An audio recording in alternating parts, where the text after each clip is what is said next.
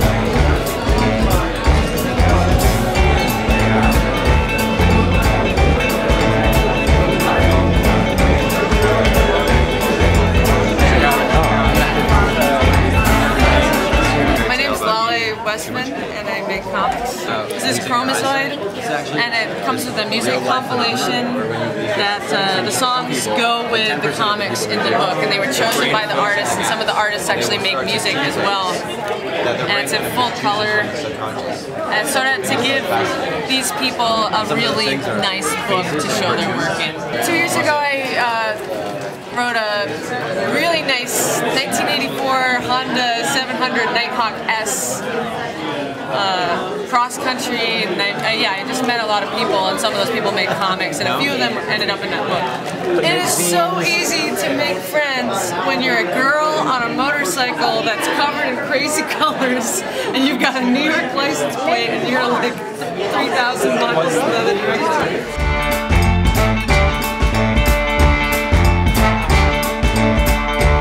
This is largely inspired by Fletcher Hanks or Basil Wolverton. Yeah, I know them both. Yeah, and they just released that awesome book of Space Hawk. Yeah. Space Hawk or Silver Hawk?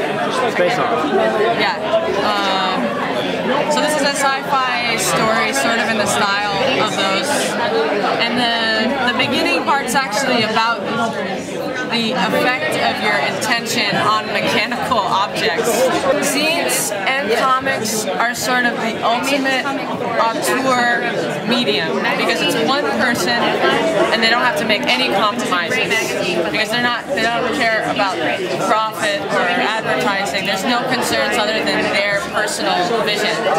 My stuff is kind of all over the place. I write stories just about kind of whatever is interesting me at the time. Or more recently, I've been making these kind of like stream of consciousness comics that are like based on my day-to-day impressions, you know? Kind of as a way to get away from the structure of the narrative and to kind of like create narrative where I might not necessarily, where one might not necessarily see it. So I've been experimenting with that and just kind of allowing myself to draw whatever I need to draw in order to get the idea across. I'm from Chicago.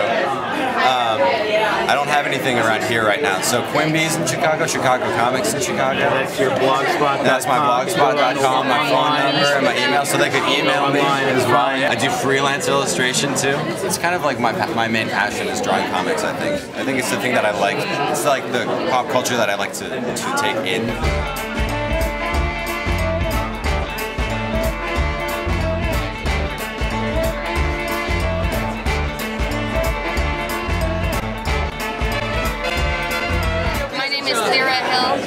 And I live in Chicago. I make comics. I also make films, and I run a performative comics reading series called Brain Frame. These are all posters from the show Brain Frame in Chicago. It's a bi-monthly event, and I've been doing it it for 2 years. It's a performative comics reading series, which means that I invite about 6 artists every time to bring their work to the stage and interpret it for a live audience, which generally means that they'll cut up the comic into panels and project it as a video slideshow, and then accompany that with just reading along or having their friends do voices. Some maybe they'll make a set or have a puppet or do costumes, or some people turn it into a song. I had some person turn their comic into an avant-garde exercise routine. I perform at Brainframe often myself, and I've done one with a smoke machine and like horror movie sound effects. I'm going to be performing tonight. I will be doing the first Brooklyn Brainframe at 7 p.m. tonight after the Zine Fest. I've been working with the Zine Fest organizers to bring it to New York. And 8 different readers that you can meet around here will be on stage. I encourage people to be as weird and ambitious as possible. That's my goal. And I tell people I can help them do anything they want. A lot of comics artists are really shy, so some people will just flat out refuse. But often I'll have a reader who's never performed before, who's never been on stage, who really wants to do something but is afraid. And so a lot of what I do is work with them to find their comfort zones and find something that is engaging about their comic. It's not just reading comics, it's really expanding on them and interpreting them and turning them into this multimedia experience. But yeah, that's why I like the word comics with an X, you know, because when I tell people that I make comics, a lot of people assume that I draw superheroes or that I want to work for Marvel or DC, and I have no interest in that world, you know. I like seeing what's going on, but I never want to be a part of it. And so the reason that comics can exist at the Zine Fest is because we have a lot of the same goals in regards to self-publishing and creative license and no censorship. So my friend Warner Butane made this zine. I don't even know what it's called. I think it's called Procreate Before It's Too Late. And it's like this sci-fi end of the world story. I started making zines in the 90s. So I've been doing it for a while. Oh, thank you. Hi, my name is Mark Calvary. I do a magazine project called The Carbon-Based Mistake. Every issue is a different theme. It's very hard for me to describe exactly what it is I do. It's photography, writing, experiments in graphic design. I work in print shops doing graphic design and printing, and that's what I've been always doing, and so it feeds my art very well. I also do a pinup style magazine, adult only pinup style magazine called Cherry Pepper, photography and graphic design projects. So. Adults only? Yes, adults only. Is that, so that means racy pictures or something like that? Yeah, and then I have other things that are less racy. $1. Yeah. Great price. Great pricing. I try to keep the price low so I can get them out. Hi there, I'm Mike. I run the Used Gravitrons, and welcome to Brooklyn Zine Fest 2013. We run a contributor-based zine. It's art, fiction, poetry, photography, music on the website, you name it. We are on the web, usedgravitrons.com. Also, there's a comic book shop on Metropolitan Avenue. You can find our work for free. I am Matt Carmen. And I'm Senia Yarosh. And we are the organizers of the Brooklyn Zine Fest, as well as the publishers of I Love Bad Movies, and other zines such as Come On Down and Taken for a Ride, my 2 game show zines. Senia has this beautiful accordion-style zine called Big One.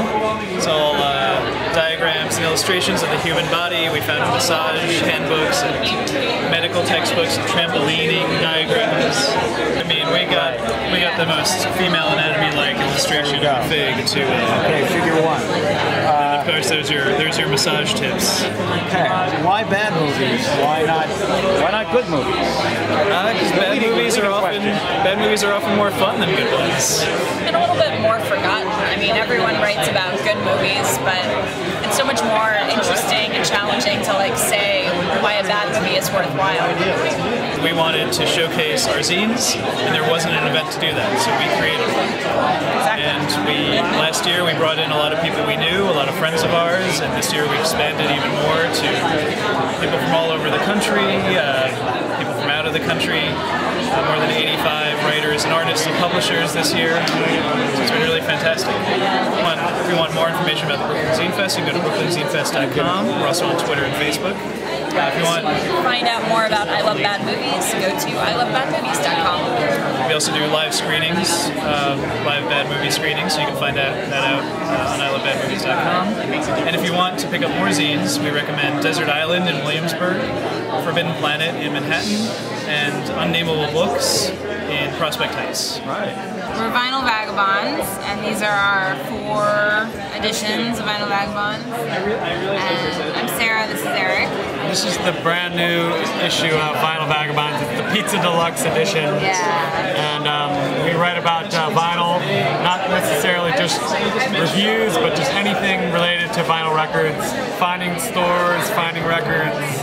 I think people who really appreciate music have really caught on to the fact that vinyl is a vast improvement over digital music. You know, if we go to concerts, we'll pick up new vinyl, which is cool because it's new and heavy and it comes with downloads and fun artwork still.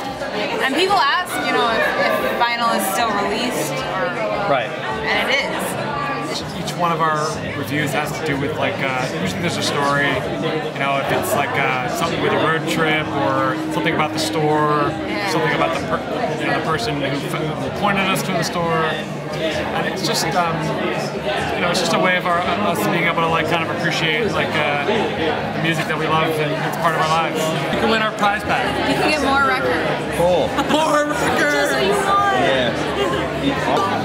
I love this is so great. Oh, thank you so much. Great job.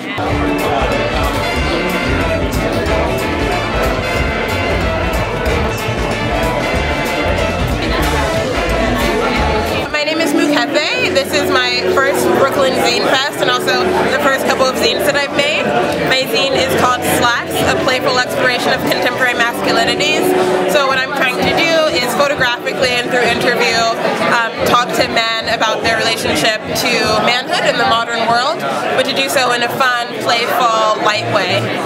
Very nice. It's like the first kind of zine project I've ever done, the first time I tried to direct photography or interview people.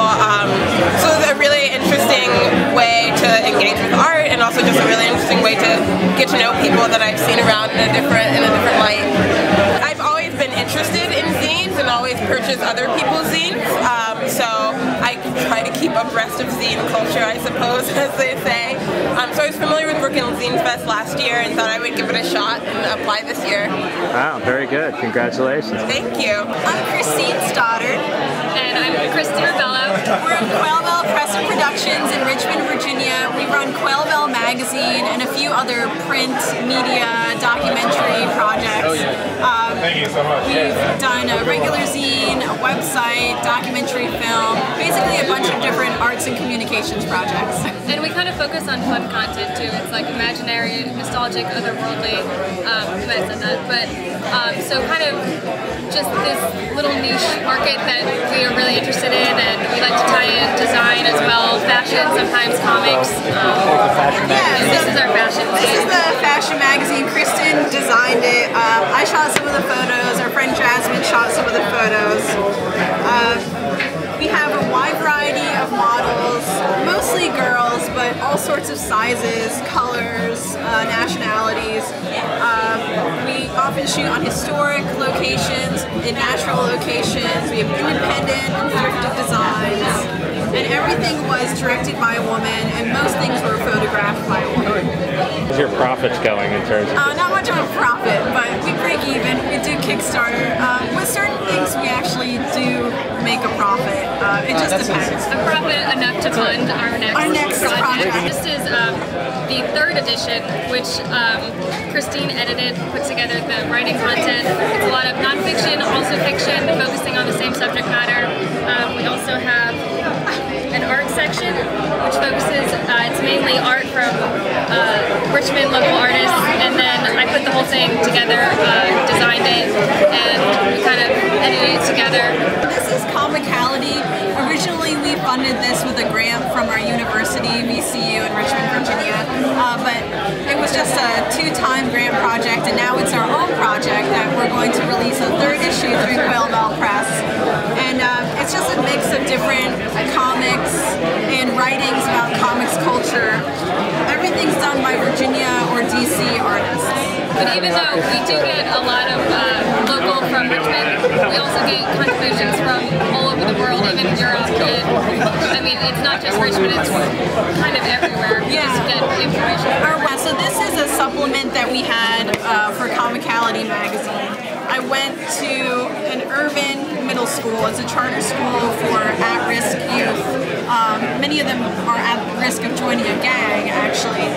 So you might not believe it, especially if you have an arts education background, but most of these drawings were done by 12 to 14-year-olds, so 7th grade mainly.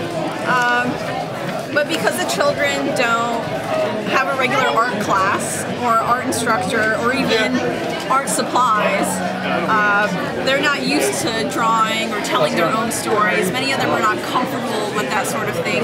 The boys especially are told that's a sissy activity and that they shouldn't be drawing or making up stories. They should be joining gangs instead. Oh, man, who tells them that? So I really had to pull them out of their comfort zone and make sure that they drew and came up with their own stories. Well, this is a DVD for the documentary on Edgar Allan Poe that I made with David Fuchs recently. Kristen illustrated the poster and what will be our DVD cover, but it's a 24-minute documentary about Edgar Allan Poe's life in Richmond, Virginia, and also how he continues to influence the arts and culture scene there today. Obviously, he's commonly associated with Baltimore, but he spent more years of his life in Richmond than he did anywhere else. I think you're the first Alabama. That's good. I like that you claim him as your own. Yeah, definitely. A little more goth than punk, but it can go both ways. That's true. So that video is just like got some samples from it? Yeah, right. We have yet to print the DVDs. We actually have a screening in Manhattan on May 18th at Talking Books, Lower East Side, I believe. So we still have to print the DVDs and get ready for that, but we've had several screenings already. Our next one is going to be April 25th at the Poe Museum of Virginia in Richmond. Is any of it up on the website? Yeah, it's PoeRichmond.com. Yeah, I'm Josh Lafayette. I'm an illustrator and musician in Boston. Not a musician like I play my guitar in my bedroom, or like I write music for TV commercials and stuff like that. And I post a new drawing to my website every day, Monday through Friday. And so a lot of these scenes reflect that. In addition to doing a drawing every day, I'm doing a 2013 zine subscription. So for $40, people can subscribe, and then I'll send a new zine every month on the 15th. These 4 zines are the first 4 in the 2013 zine subscription, January through April. And this, for example, going back to the music, this is a rap song that I recorded about 2 weeks ago. And these are the lyrics to the rap song, make up the zine. And yeah, this is a collaborative zine that I did with my friend who's a poet. So he wrote the poetry and then I illustrated all the poems. And these are 2 collaborative zines that I did with Chris Piasek. They're 3 for 10. Who has actually been doing daily drawings longer than I have, and who has inspired me to do daily drawings. Is that Chris over there? Yeah, and that's him over there.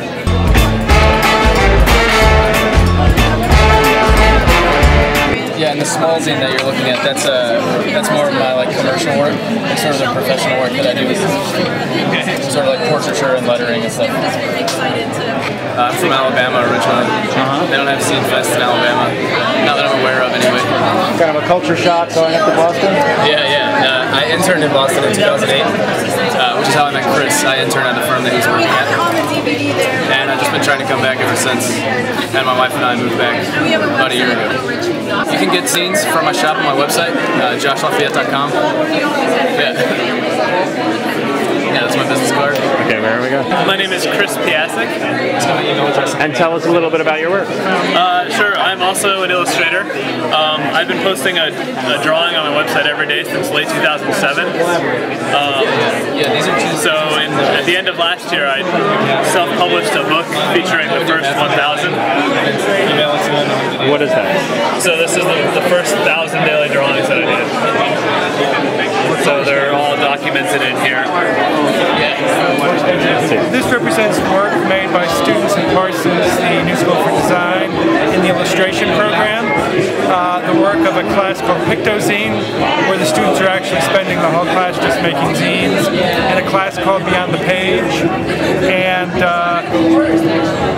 basically the content is really varied, but it's almost all visually based zines. We always try to get students' work out into the world, so we also participate in other festivals like MoCA. It's a great experience for the kids to see what the world is interested in and to put their work in front of people. Okay, very nice. I'm here at the Brooklyn Zine Fest, and I am displaying my Horror Boobs merchandise. Horror Boobs is an all-encompassing company that releases films. We run a website that is dedicated to naked women in genre cinema, and we publish a zine called Wburg Video.